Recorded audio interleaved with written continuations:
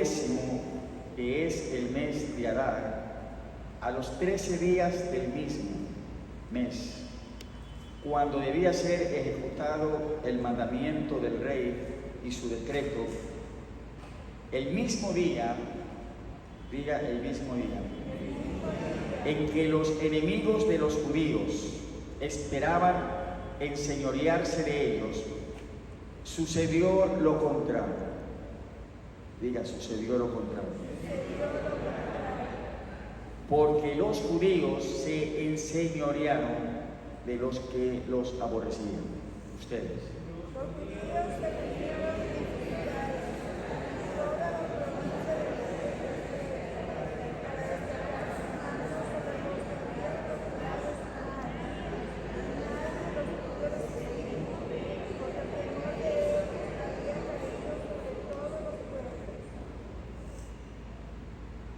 Todos los príncipes de las provincias, los sátrapas, capitanes y oficiales del rey apoyaban a los judíos, porque el temor de Mardoqueo había caído sobre ellos.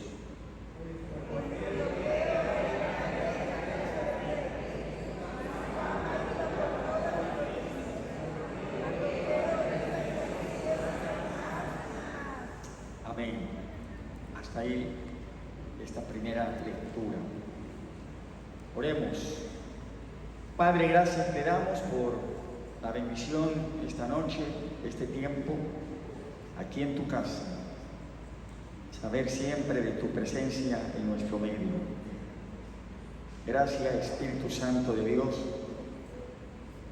por ministrar también a nuestras vidas con tu palabra, al considerarlo. Una vez más rogamos que tú lo hagas en esta noche, ministres a nuestras vidas con tu verdad. Gracias, Señor. Tu palabra siempre nos trae tu sabiduría para cada uno de nosotros. Hermosa es tu palabra, preciosa. No hay otro libro como este libro, Señor, que estudiamos. Y te damos las gracias en el nombre de Jesús. La iglesia del Señor dice: amén. Amén. Según el versículo 1 del capítulo 9 de Esther, ¿qué sucedió cuando los enemigos de los judíos tenían la confianza de vencerlos? ¿Qué fue lo que sucedió? Dice el texto: sucedió lo contrario, porque fueron los judíos los que se enseñorearon de los que los aborrecían. Entonces, sucedió lo contrario. Cuando los enemigos esperaban enseñorearse de los judíos, fueron los judíos los que se enseñorearon de sus enemigos. En sus notas dice: se invirtieron los papeles para ventaja de los judíos. Ahora son los judíos los que ocupan una nueva posición de honor y dominio. En la nueva versión internacional se traduce el verso 1: y los judíos dominaban a quienes los odiaban. Entonces se han invertido los papeles para ventaja de los judíos. Los judíos están ocupando ahora una nueva posición de honor, de dominio. Gloria a Dios. ¿Puede usted relacionar este punto con sus propias batallas espirituales? Es la pregunta. Si usted puede relacionar este punto con sus propias batallas espirituales. Como Mardoqueo, en el versículo 4, Mardoqueo, en este verso. Interesante, dice este verso al final, ¿no?, de Mardoqueo. ¿Qué dice? Iba engrandeciéndose más y más. Su fama iba por todas las provincias. Cada día se engrandecía más. Como Mardoqueo, usted y yo queremos engrandecernos más y más en el honor y dominio que Cristo ganó para nosotros. Gracias por esos amenes. Parece que no todos, ¿verdad? No. Dije que usted y yo queremos engrandecernos más y más en el honor y dominio que Cristo ganó para nosotros. ¿Queremos o no queremos? Engrandecernos más y más en el honor y dominio que Cristo ganó para nosotros. Pensemos, por ejemplo, un honor, engrandecernos más y más en un honor, por ejemplo, que Cristo ya ganó para nosotros. ¿Cuál es un honor, por ejemplo, que Cristo ha ganado para nosotros? Es un honor, ¿verdad? Mas a todos los que le recibieron, les dio potestad de ser hechos. Eso no es un honor. Ser hechos hijos de Dios. Y no como dice la religión popular de que todos somos criaturas de Dios, ¿verdad? Todos somos creación de Dios. Él creó todo. Pero hijos de Dios, esta potestad la han recibido los creyentes en Jesucristo. Miren, qué honor. Amén. ¿Qué somos? Ya no soy un esclavo del temor. Yo soy hijo de Dios. No más que hay hijos de Dios que no parecen.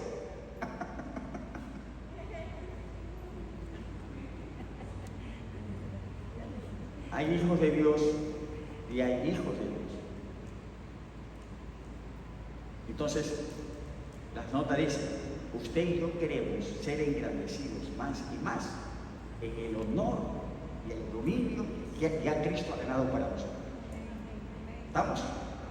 Entonces, a veces andamos, hermanos, allí, no sé, ¿verdad? Pero somos hijos de Dios. Eso no es poca cosa, no es cualquier cosa, somos hijos de Dios. Necesitamos ir en una experiencia de vivir esta vida. Yo solo sé que yo soy su hijo, como dice el profeta, y mi Padre me ama. Amén.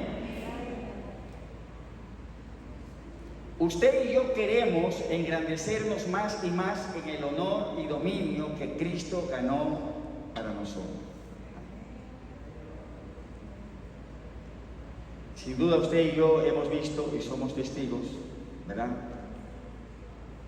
de hijos, de hijas de Dios que han sido engrandecidos en ese honor y dominio que Cristo nos ganó. Ahora, para lograrlo debemos volvernos, ¿qué cosa? Más y más dignos de que se nos confíe ese poder.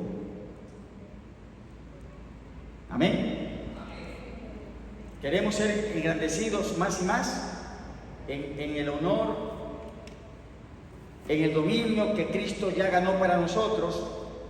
Debemos volvernos más y más dignos de que se nos confíe ese poder.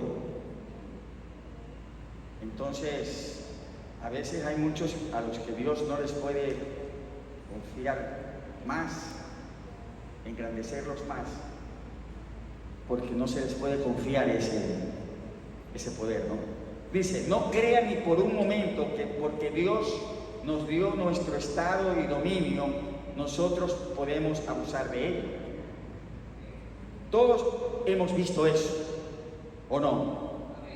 Cuando se ha abusado del poder, del dominio de un Estado o de una determinada condición. Señor, ayúdanos. En alguna forma nosotros lo hemos hecho. Por lo menos hubo un amén. Abusado a veces de un dominio, de un poder.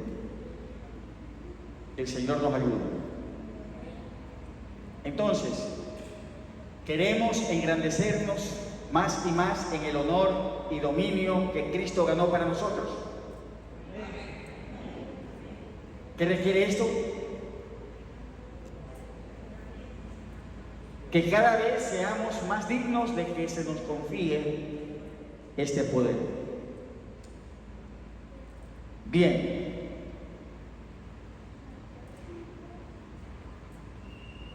Leamos Esther 9, versos 5 al 15. En nuestras Biblias, el texto, en la pantalla también.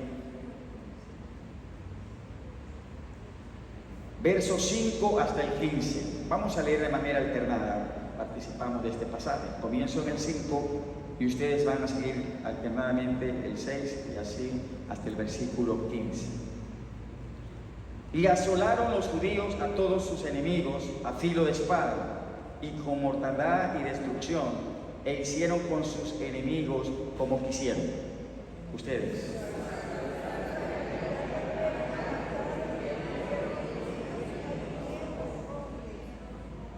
Mataron entonces a Parsandata, Dalfón, Aspata.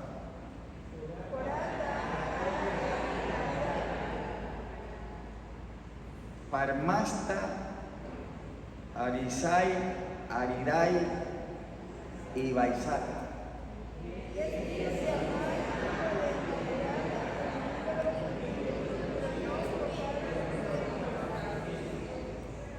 El mismo día se le dio cuenta al rey acerca del número de los muertos en Susa, residencia real.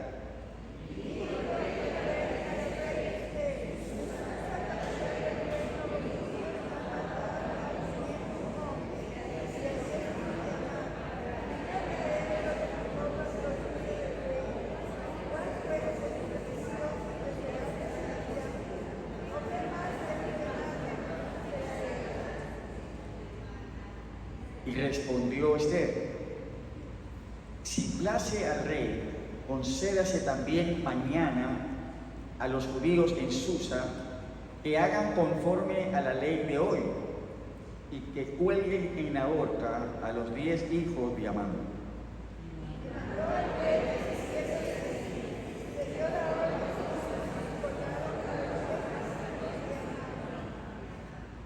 Y los judíos que estaban en Susa se juntaron también el 14 del mes de Adar y mataron en Susa a 300 hombres, pero no tocaron sus bienes. Y vamos entonces a la pregunta: ¿cuántos hombres fueron asesinados al principio en la ciudad de Susa? 500, 5.000, 50.000. En Susa fueron matados 500 hombres. Ahora, note que no hay referencia a mujeres y niños entre los muertos. Solamente se menciona hombres. No hay referencia a mujeres y niños entre los muertos. Los judíos no actuaron contra ellos. ¿Quiénes son los mencionados en los versículos que ya leímos, los versos 7 al 9? Allí hay 10 nombres que se mencionan, verso 7, verso 8 y verso 9, ¿no?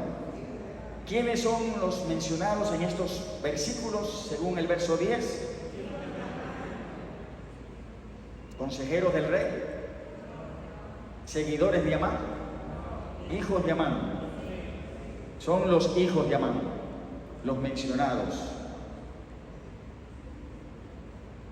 Ahora, dice: una desagradable realidad de los reinos de la antigüedad era la matanza de los hijos de un gobernante asesinado.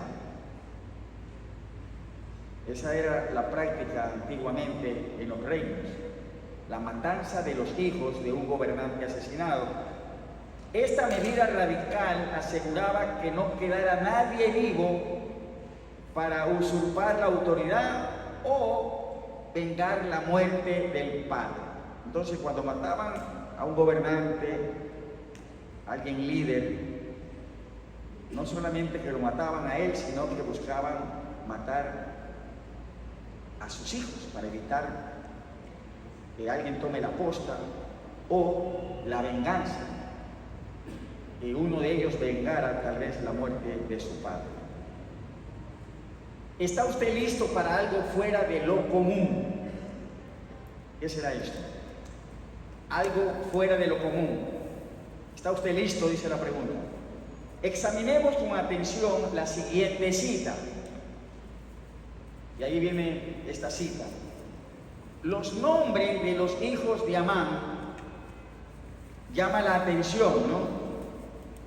Y están en los versos 7 al 9. Miren esos nombres, ¿no? ¿Qué les parece? Parsandata, Dalfón, Aspata. ¿Cómo les suenan esos nombres? Porata, Adalía, Aridata, Parmasta, Arisai, Aridai y Baisata. Los nombres de los hijos de Amán llaman la atención. Algunos parecen ser nombres, en sus notas dice nombres daiva, es decir, antiguos nombres persas de dioses paganos y demonios. ¿Qué le parece? Estos nombres, como se llamaban los hijos de Amán, eran nombres identificados con dioses de los persas, dioses antiguos o demonios. Gracias. Esto recalca su naturaleza malvada o afiliación con sectas. Y luego dice la pregunta, ¿se sorprendería usted? Yo tampoco, ¿verdad? Entonces, ¿por qué estos hijos de Amán y el mismo Amán, bueno, aquí considerando los nombres de estos 10 hijos de Amán que fueron colgados, tenían una naturaleza malvada, ¿verdad? Que también recalcaría alguna afiliación a alguna secta. Y entonces estos nombres están identificados con dioses antiguos dentro del imperio persa y también con demonios. Entonces, ¿qué pasa? Imagínese que usted está llamando a una persona Parsandat, digamos, nombre de un dios o de un demonio. Si usted está llamando a una persona con un nombre malo, demoníaco, ¿cómo será esa persona? Usted siempre lo está llamando así, siempre lo está llamando así. La forma en como llamemos a alguien termina afectando el ser de la persona. Por eso es que debemos cuidar las palabras, ¿no? Los padres a los hijos, ¿verdad? Tú no sirves para nada. O eres un... ¿Cómo lo llamo? ¿No? La influencia. Y los hijos de Amán, tan malvados como su padre, incidían en ello, en que continuamente se los llamaba con nombres identificados con dioses falsos y con demonios. ¿Estamos? Entonces, hace bien usted en tener cuidado de cómo va a llamar a su hijo si aún no lo tiene, o de cómo ha llamado a su hija, ¿verdad? Porque a lo mejor puede ser que necesita cambiarle el nombre.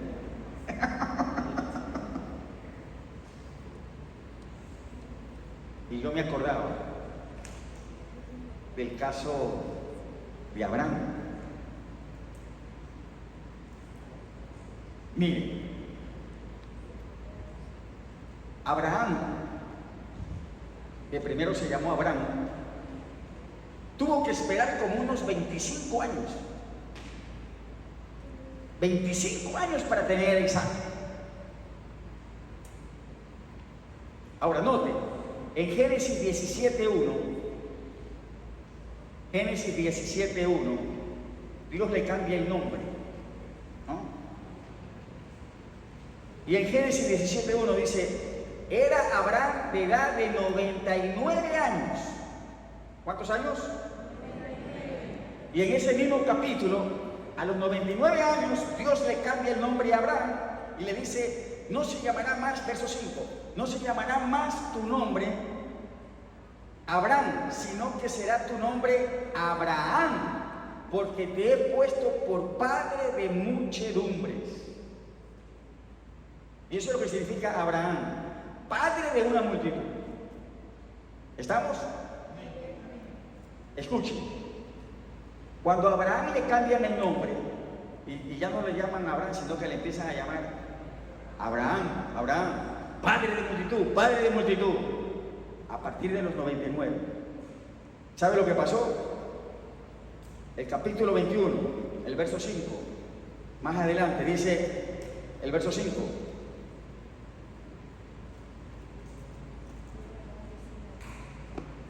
Nacimiento de Isaac, ¿verdad? ¿Y era Abraham de cuántos años? Era Abraham de 100 años cuando nació Isaac. ¿Sí ve cómo afectó el nombre a su realidad? Durante 25 años fue llamado Abraham. Pero a los 99 Dios le dijo, hasta aquí te llamaste ahora. Ahora te vas a llamar Abraham, padre de multitud. Y empezaron a partir de los 99 a llamarlo padre de multitud. Y al año ahí estaba el primero. El primer hijo. Entonces hay que tener cuidado de cómo llamamos a las personas, ¿verdad? Es mejor llamarlos con nombres que declaren bendición, cosas grandes, ¿verdad? Gracias por los amenes. Los hijos de Amán, con nombres de demonios, los que ya leímos, de dioses falsos, esto recalcaba su naturaleza malvada. La ciudad de Susa fue sin duda el centro de atención de Satanás en el planeta Tierra para el mes sanguinario de Adán. Él ha sido homicida desde el principio. ¿Estamos?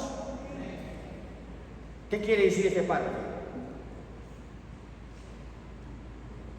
¿Quién prestó atención a la ciudad de Susa en el mes de Adán? ¿Quién estaba atento de ese mes y de esa ciudad en ese mes? Satanás había prestado atención, es lo que dice nuestra nota. ¿Por qué? Porque en ese mes iba a haber sangre, iba a haber muerte, según el decreto del perverso Amán. Y lo que se esperaba era que corriera la sangre del pueblo de Dios. ¿Sí ven? Y entonces, si hay un mes sanguinario donde se espera que va a haber muertes de los hijos de Dios, del pueblo de Dios, Satanás debió estar muy atento de esa ciudad de Susa y de ese mes, que sería un mes sanguinario. ¿Por qué? Porque Satanás ha sido homicida desde el principio.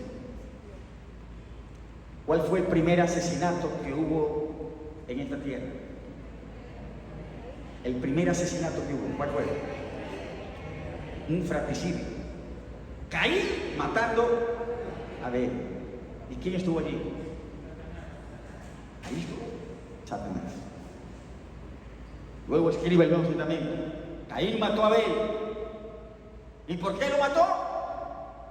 Dice el texto, porque era del maligno. Antes de eso, Jesús, Cuando ve que sus enemigos, los líderes religiosos, lo quieren matar, Jesús le dice, viendo esos distintos asesinos contra él, ¿no?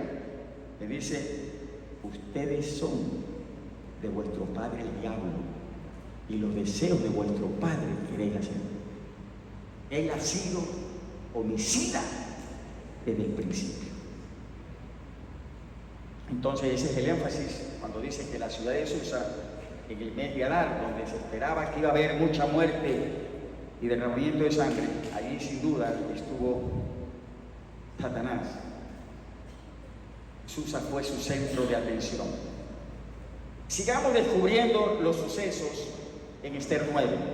Ahora, ¿por qué resaltamos esto, hermanos? ¿Ah? ¿Y qué aplicación podemos darle, no?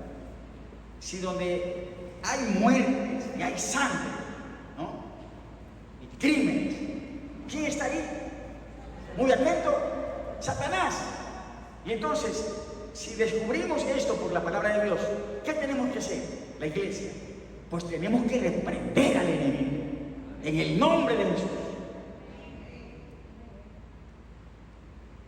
La lucha no es contra sangre y carne, sino contra huestes espirituales de maldad.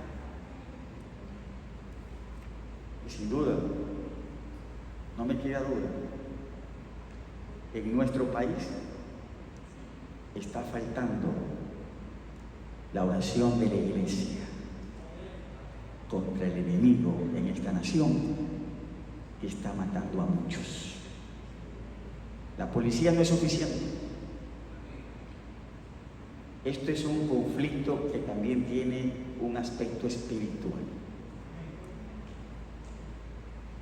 Y es la iglesia que, conociendo la palabra de Dios, debe aplicarla.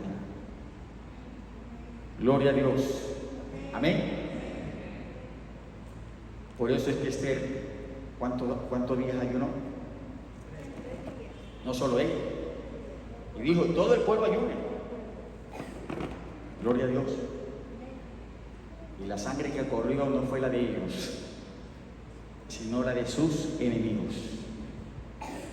¿Estamos, hermanos? Ayúdanos, Señor. Qué bueno que ya viene los primeros días de enero para empezar este año con un énfasis de ayuno y oración como iglesia. Y con una vigilia también. La primera vigilia del año, empezando enero.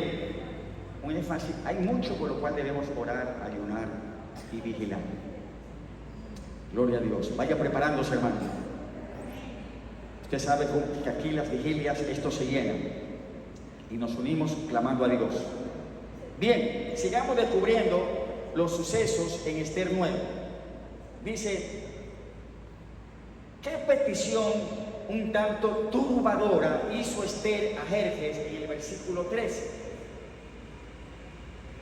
¿Qué es lo que le pidió Esther a Jerjes en el verso 13? Una petición, dice, un tanto turbadora. ¿Qué le pide?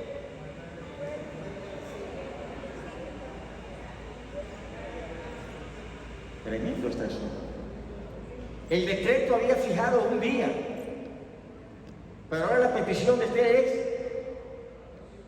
otro día más. Otro día más. No sé, casi iba a decir que en la repetición está el gusto, ¿no?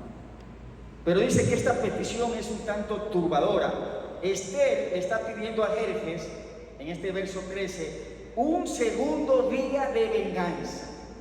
Y dice que se le conceda a los judíos que mañana, un día más, vuelvan a ser conforme a la ley de hoy. Un segundo día de venganza quería tener Esther, otro día más, ¿no? Versículo 15 de Esther 9. ¿A cuántos se mató en el segundo día? Porque dice que se volvieron a juntar al siguiente día, el 14, y mataron en Susa 300 hombres más, ¿verdad? Pero no tocaron sus bienes. Ahora, ¿qué dice nuestras notas? La reputación de Esther, dice, ha sufrido bastante entre los comentaristas a lo largo de los siglos por causa de la solicitud de un segundo día de venganza contra sus enemigos. Ahora dice, ¿por qué piensa usted que hizo ella esa petición? ¿Por qué Esther? Mire, ha habido muerte en Susa, ha habido muerte en todo el imperio. El rey decía, si aquí en Susa han matado a 500, es la capital, ¿qué nomás no habrá pasado en las otras provincias en ese día? Y luego Esther pide otro día más. ¿Por qué piensa usted que hizo ella esa petición? Dice, puesto que no disponemos de respuestas definitivas, ofrecemos algunas conjeturas, ¿verdad? Primero dice, demos a Esther el beneficio de la duda, ¿no? O sea, no pensemos mal de Esther, ¿verdad?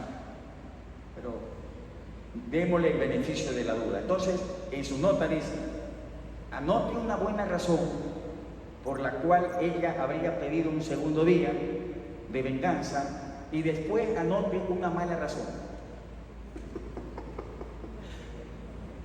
¿Qué sería una buena razón que usted puede escribir? A mí me parece que, aunque ya se había dado muerte en todo el imperio, en Susa mataron 500, ¿a cuánto más habrán matado en la otra provincia? Una buena razón que usted quisiera dar para defender a Esther, ¿por qué pidió otro día más de venganza? Y que sigan las ejecuciones. Y luego ponga otra, no buena, sino otra mala razón. ¿Ya la puso? Anote primero la buena razón por la que ella habría hecho ese pedido, un día más. Y después anote una mala razón.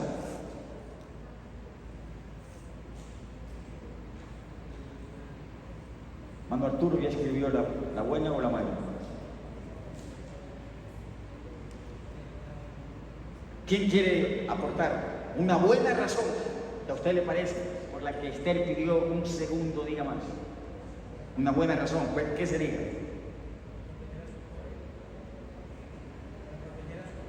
Para proteger a su pueblo de una retaliación. Es una buena razón, ¿no? O sea, dice, para proteger a su pueblo de una retaliación. Usted dice que habían enemigos vivos todavía.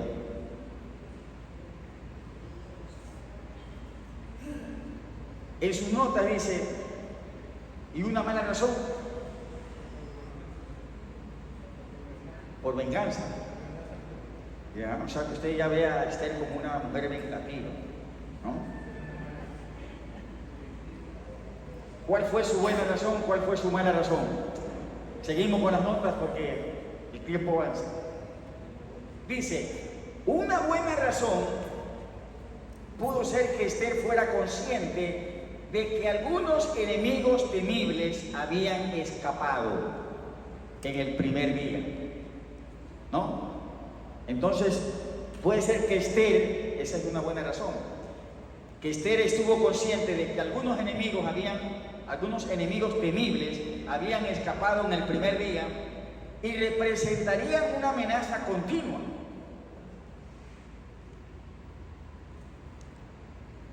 Luego dice, la más pobre de las razones sería rencor o resentimiento. Si ella mataba a unos cientos más simplemente porque podía, abusó de la corona.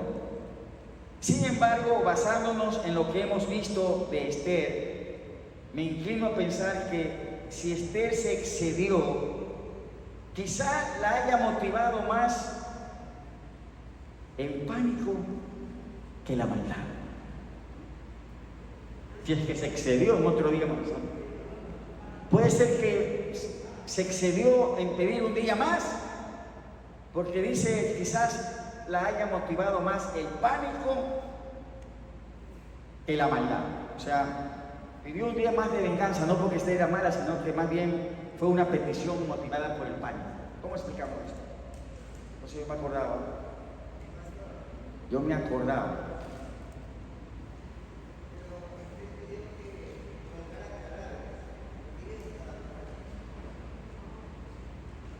Bueno, esa es otra pregunta que estamos considerando, es el segundo día de petición. ¿Por qué pidió otro día más de venganza? Entonces, estamos diciendo que la parte final que estamos comentando en este punto dice: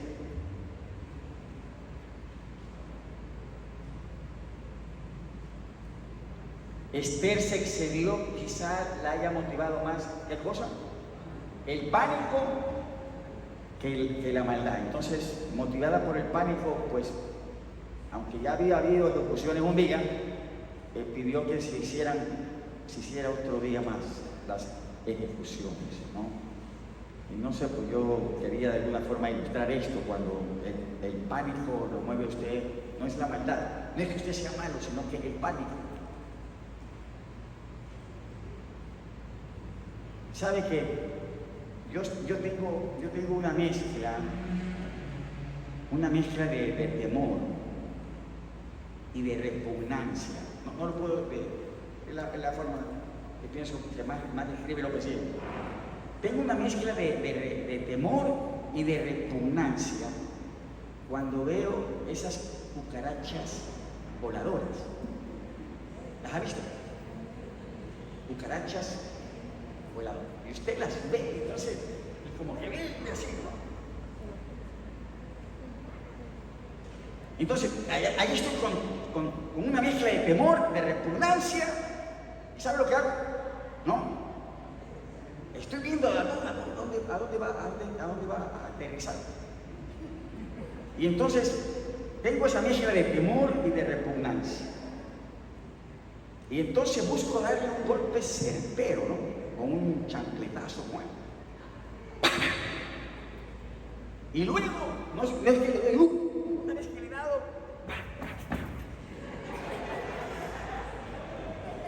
le doy como 2, 3 golpes, como que haya matado, pero le doy por lo menos 2 o 3 más. Y luego, puede ser que algo de esto pasó con Esther. ¿Sí ven? Fue motivada más por el pánico que por ser mala, ¿no? Entonces yo no sé pues si yo estoy siendo malo o es esa mezcla de pánico y de temor ante una cucaracha. Entonces esta es la idea de que Esther pidió un segundo día más porque fue motivada más por el pánico que por la maldad, ¿no? O sea, en el imperio había gente perversa, gente realmente que quería hacer mal al pueblo de Dios. Ahora bien, ¿qué información nos repite el narrador tan cuidadosamente en Esther 9? 3 versículos, hay cosas que se repiten ahí en la parte final. Mire el verso 10, ¿verdad? ¿Qué dice? Al final dice, en esas ejecuciones, ¿no? A los hijos de Amán los ejecutan, verso 10, pero no tocaron sus bienes. En el verso 15, mataron en Susa el segundo día 300 hombres. ¿Y cómo dice otra vez? Pero no tocaron sus bienes. Y el verso 16, ¿verdad? Mataron de sus contrarios a 75,000, termina diciendo el verso 16, pero no tocaron sus bienes. Ahora, de Esther 8:11 vemos que el edicto permitía, ¿qué permitía el edicto a los judíos? Hacer a sus enemigos. El verso 11 de Esther 8 dice: el rey daba facultad a los judíos que estaban en todas las ciudades para que se reuniesen y estuviesen a la defensa de su vida, prontos a destruir y matar y acabar con toda fuerza armada del pueblo o provincia que viniese contra ellos, y aún sus niños y mujeres, y apoderarse de sus bienes, ¿no? ¿Qué permitía el edicto que hicieran los judíos con sus enemigos? Susa, empalar a los hijos de Amán, decapitarlos, saquear las propiedades. ¿Qué permitía el edicto? Podían apoderarse de sus bienes, podían saquear sus bienes. El edicto les permitía a los judíos saquear las propiedades de sus enemigos, pero ya leímos 3 veces que ellos se negaron a hacerlo. Dice, no saquearon sus bienes, no saquearon sus bienes. ¿Por qué? Si el edicto dijeron, el edicto lo permitía. Acabamos de tropezar con la evidencia de que los judíos vieron esta batalla en términos sagrados y bíblicos. Esta es una evidencia. ¿Por qué no saquearon? ¿Por qué no cogieron sus bienes? Porque los judíos vieron esta batalla en términos sagrados y bíblicos. O sea, los judíos entendieron la ejecución del decreto de Mardoqueo como gobernada por el antiguo mandamiento de guerra santa en contra de los amalecitas. Tengamos este pensamiento en mente al estudiar la historia de la directriz de Dios de no saquear en ciertos momentos específicos, ¿verdad? Usted ve pasajes, ¿no? Cuando Dios dirige, ordena, no saquear en ciertos momentos específicos. O sea, a veces sí ha habido la concesión de poder tomar, pero a veces Dios dice, no, no vas a tomar nada. Esta práctica de no saquear en ciertos momentos específicos se originó con Abraham. Esta práctica se originó con Abraham. En Génesis capítulo 14, versos 17 al 23, ¿no? Aquí empieza la referencia a Abraham de no querer tomar bienes de otros, después de una pelea, después de una batalla. Génesis 14, versos 17 al 23, ¿no? Aquí ha habido una batalla, un rescate. Dice, cuando volvía de la derrota de Kedorlaomer y de los reyes que con él estaban, salió el rey de Sodoma a recibirlo al valle de Sabe, que es el valle del rey. Entonces Melquisedec, rey de Salem y sacerdote del Dios Altísimo, sacó pan y vino y le bendijo diciendo, bendito sea Abraham del Dios Altísimo, creador de los cielos y de la tierra. Aquí está la primera Santa Cena, ¿no? Que menciona la Biblia, la que da el sacerdote Melquisedec a Abraham, pan y vino. Y entonces bendice a Abraham, y dice verso 20, bendito sea el Dios Altísimo que entregó tus enemigos en tu mano. Le dio a Abraham los diezmos de todo.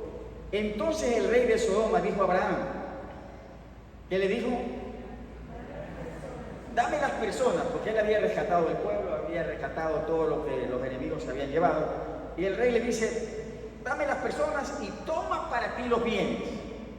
Respondió Abraham, he alzado mi mano a Jehová, Dios Altísimo, creador de los cielos y de la tierra, que desde un hilo hasta una correa de calzado, nada tomaré, diga, nada tomaré, de todo lo que es tuyo, para que no digas, yo enriquecí a Abraham. Entonces, ¿por qué no quiso tomar nada Abraham del rey de Sodoma? Y Abraham le decía, he alzado mi mano a Jehová, Dios Altísimo, que no voy a tomar nada de lo que es tuyo para que no digas, yo enriquecí a Abraham. Ahora, Dios no insistió en que los israelitas se privaran siempre del saqueo. No es que siempre le dijo, no tomen, ¿verdad? En realidad, Él los envió a la tierra prometida con sus manos llenas de los tesoros egipcios. Cuando usted lee el Éxodo, ¿no? Y pareciera que no llevaran nada, pero dice que Israel salió, y dice la historia, está en Éxodo, dice que despojaron a los egipcios. Porque mientras iba saliendo, ¿verdad? Le iban pidiendo a alguno, le iba a pedir, ya nos vamos, dice, ¿no tienes alguna cosita? Y despojaron a los egipcios. Sin embargo, cuando él dijo no, ¿qué quería decir? No. A veces decían no tomen nada, no saquen, Un ejemplo de desobediencia de su mandamiento tuvo grandes ramificaciones en el conflicto entre Amán y los judíos. No olvidemos que Amán era un agageo, un descendiente directo de Agar, el rey de los amalecitas. Y esta relación es clave para entender Esther 9. Agar, descendiente de los amalecitas. Agar, el rey de los amalecitas, y Amán era un agageo descendiente de Agar. Ahora, en 1 de Samuel 15, versos 13 al 23, ¿qué pasó en este pasaje histórico de 1 de Samuel 15? Los versos 13 al 23, ¿no?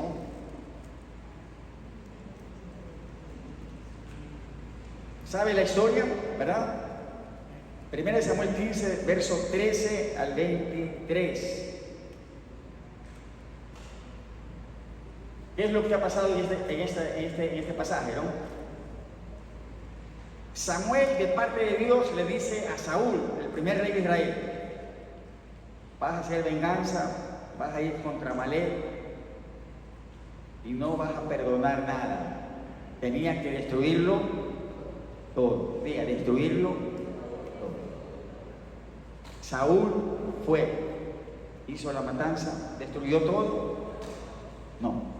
En primer lugar, volvió con el rey vivo y mucho ganado que tampoco destruyó, según la orden, destruir todo. Ahora, en este pasaje de 1 de Samuel 15, el verso 19,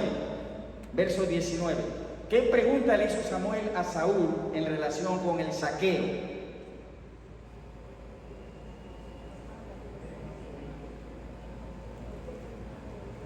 ¿Cuál fue la pregunta en relación con el saqueo?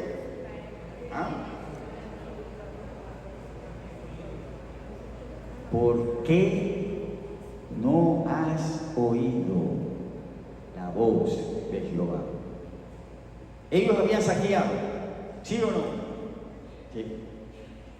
¿Y qué había hecho Dios? Destruye todo. Entonces el profeta le pregunta, le dice: ¿por qué no oíste la voz de Dios? ¿Qué excusa le dio Saúl a Samuel en el verso 21? Dice: es que el pueblo tomó del botín ovejas y vacas, las primicias del anatema. ¿Para qué? Para ofrecer sacrificios a Jehová. Mire la excusa que le dio. El pueblo tomó del botín, tomó del ganado, de las vacas, para ofrecer sacrificio a Jehová. Dice, la excusa de Saúl es equivalente a que nosotros robáramos un banco y dijéramos que queríamos el dinero para darlo a la iglesia. Tremendo. Como la doctora Karen Joves explica, no podía haber beneficio personal en una guerra santa. No podía haber beneficio personal en una guerra santa, porque los destructores no actuaban en nombre propio, sino como agentes de la ira de Dios.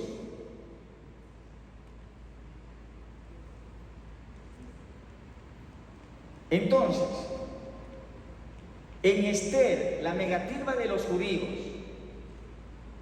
de no dedicarse al saqueo es una indicación fuerte de que ellos vieron la batalla como una continuación,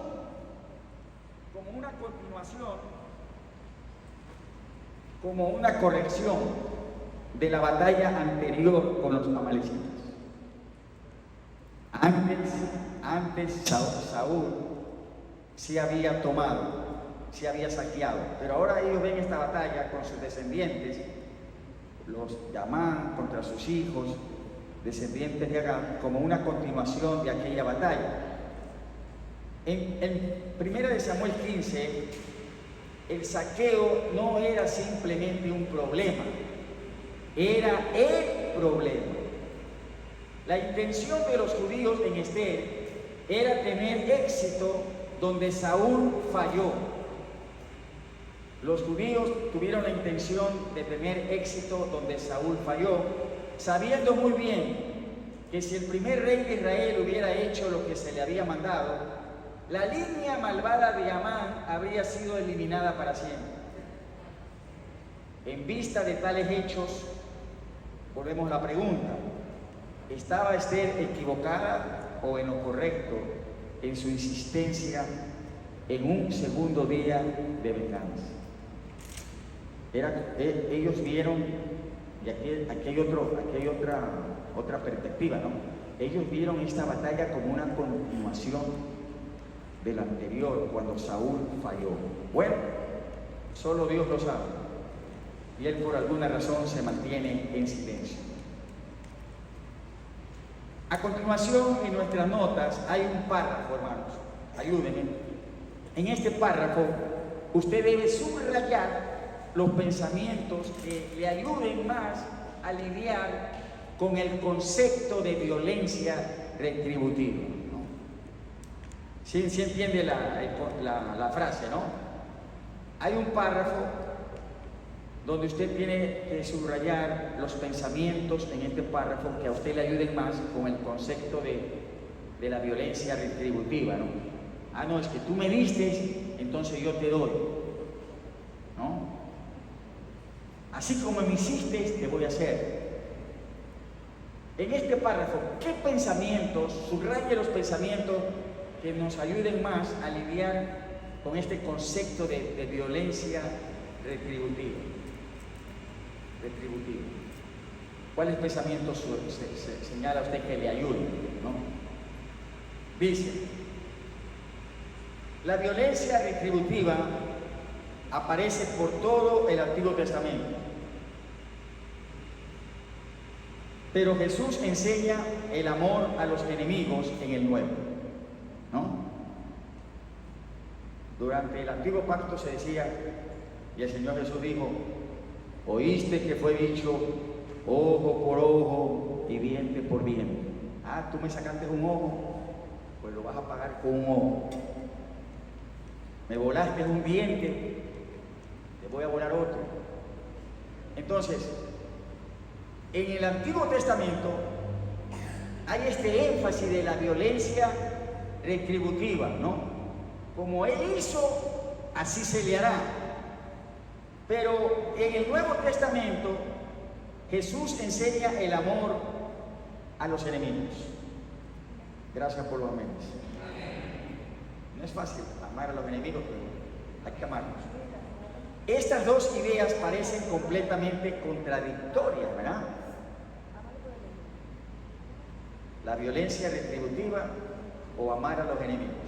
Ahora, la muerte de Jesús, el Mesías de Israel, nos provee la única base para que cesen las guerras santas.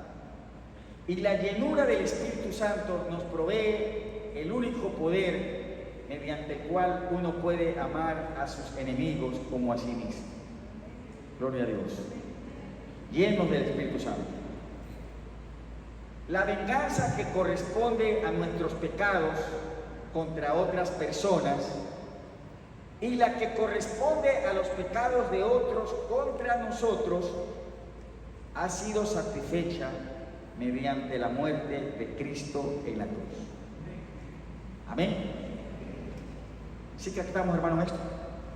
Dice, la venganza que corresponde a nuestros pecados contra otras personas. Digamos, nosotros pecamos contra otra persona, ofendemos a otro. Esa venganza de otros por lo que nosotros hemos hecho, o la venganza de otros que han pecado contra nosotros, estas venganzas han sido satisfechas mediante la muerte de Cristo en la cruz.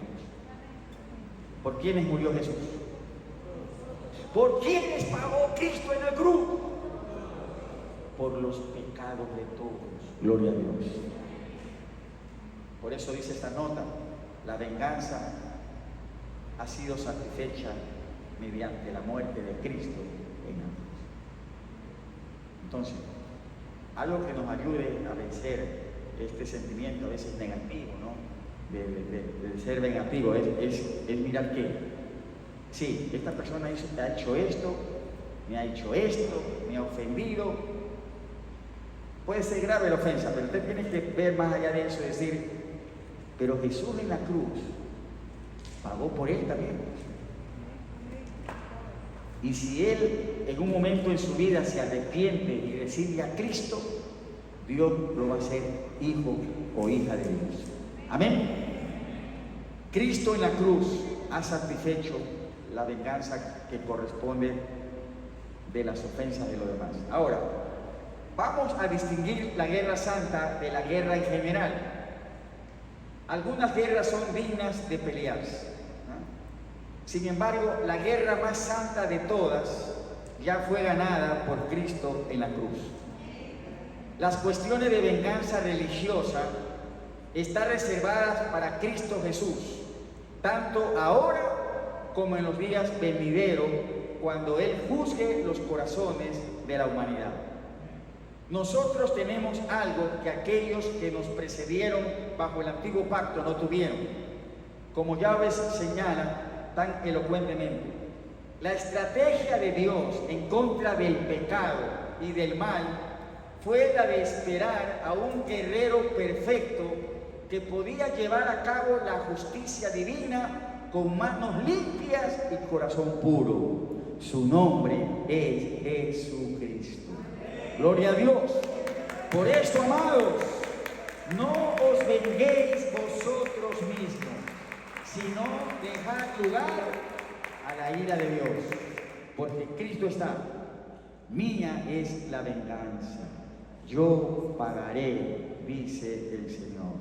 Así que, si tu enemigo tuviere hambre, dale de comer. Si tuviere sed, dale de beber. Pues haciendo esto, ascuas de fuego amontonará sobre su cabeza. Y dice Proverbios: y Jehová te lo pagará. Gloria a Dios. Hasta aquí el estudio, hermanos, en esta noche. Oramos.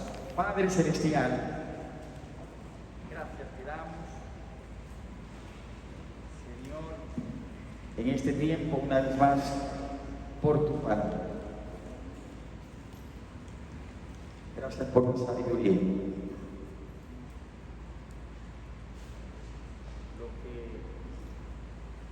que sale de nuestra boca, para bien o para mal, palabras positivas o negativas, influyen en la vida de los demás. Señor, que nuestra lengua, nuestra boca, siempre profieran bendiciones, porque hemos sido puestos para bendecir. Ya este mundo está lleno de tantos males. Que tú nos ayudes a declarar bien en tu nombre. Y gracias, Señor, por la sabiduría de tu palabra en cuanto al sentimiento de la venganza, que a veces no es fácil manejar, vencer. Nos cuesta a veces un sentimiento vengativo. Solamente tú, Señor, tienes manos limpias, un corazón puro para llevar a cabo la justicia divina. Y gracias, Señor. Tú vas a dar a cada uno el justo pago. Te agradecemos también esta noche, este tiempo ahora de bendición, cuando damos a ti una ofrenda o un diezmo que lo hemos apartado. Y gracias, Padre, conforme a tu promesa, nuestras finanzas, nuestros trabajos son bendecidos cuando ofrendamos y cuando apartamos el diezmo para ti. Una vez más lo hacemos creyendo con gratitud en el nombre de Jesús. Amén y amén. Los hermanos encargados nos van a ayudar para recibir en este tiempo las ofrendas y los diezmos del Señor.